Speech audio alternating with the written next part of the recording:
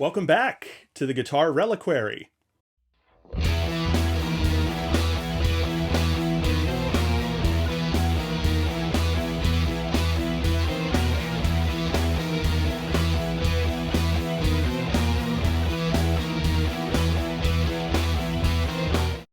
Hello again from the Guitar Reliquary.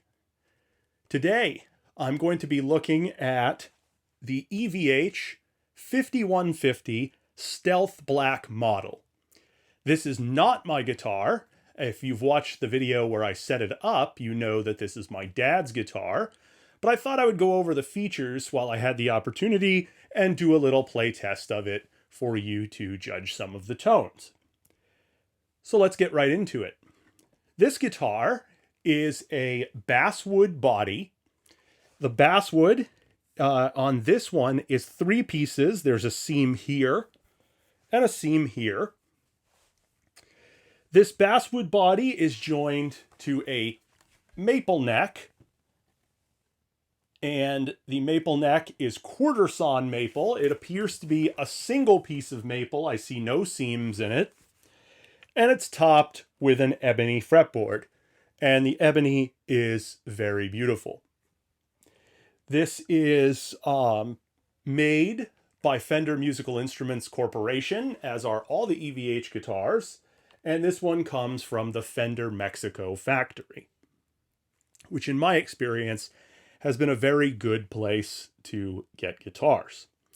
So when we talk about the features, you'll notice first off that it has an EVH branded Floyd rose, and that in my last video I installed a red D-tuner on it, took the black one off, and it's set so that the bridge is flush against the body. And you need it to be that way because you can't use a D-tuner unless the trem is stopped. The pickups are the EVH Wolfgang Alnico 2 pickups in the bridge and neck position. They are controlled by a 3-way switch, a master volume, and a tone, neither of which tap. And then the special thing for the electronics is the kill switch, and I will do my best to use the kill switch in the video. It has 22 jumbo frets that are finished very well. The radius for the fretboard is a 12-inch to 16-inch compound radius. That means it starts at 12 up here and winds up at 16 down here. The dot inlays are very nicely done.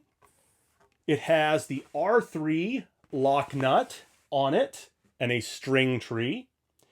The string tree does not cause me any problems because the truss rod adjustment is at the butt of the neck, which is much easier when you have a string tree on a guitar. It has the old style hockey stick headstock and EVH non-locking tuners. The scale length is 25.5 inches, which is common to the Van Halen models and to Stratocasters and Super Strats. It's finished in this beautiful black satin polyurethane. Has the input jack on the side.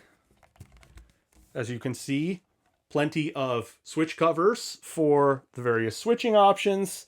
Serial number on the neck plate.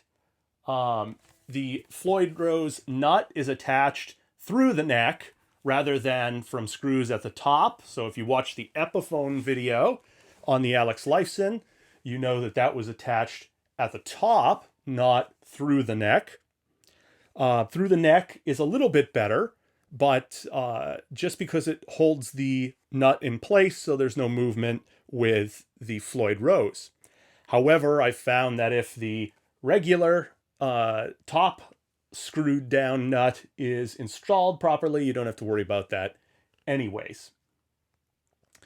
So my thoughts on this guitar is that it's pretty light for a Floyd Rose guitar.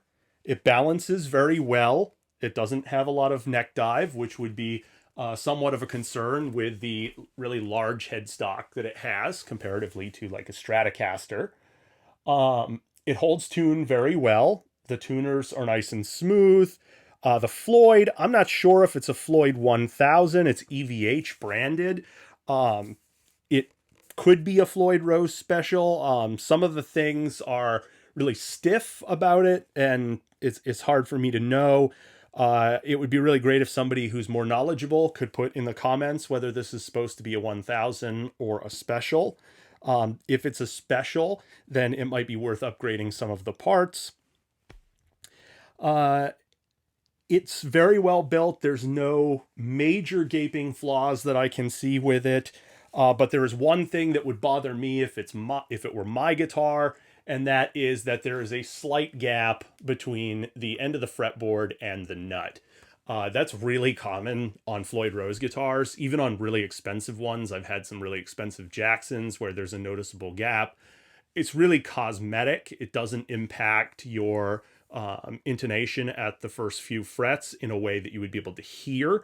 But for me, I like everything to be flush. And if it were me, I would probably try to reseat the nut so that it was flush. And that might involve some sort of slight modification of the holes that go through the neck, which would, obviously worry a lot of people because many people are not comfortable with making such modifications. But that's something that I would do to my own guitar. Like I said, this is not mine. This is my dad's. He asked me to set it up for him, and I'm just going to take you through some tones.